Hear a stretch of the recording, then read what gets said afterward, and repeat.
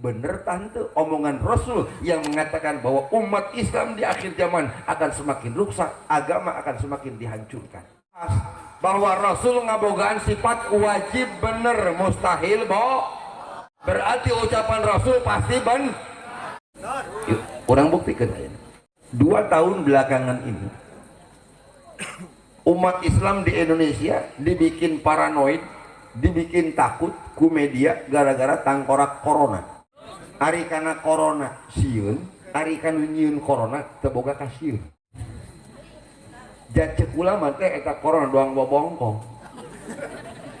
Corona mah doang bobong. Aya ngaran eueuh rupa corona teh.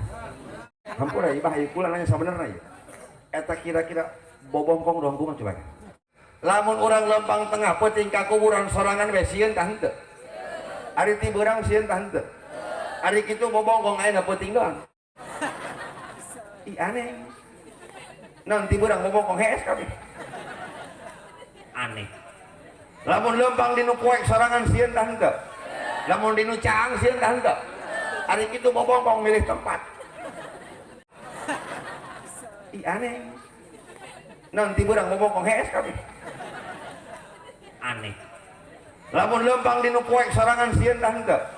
Lamun dinu caang sieun tah henteu. Ari kitu bobongkong milih tempat.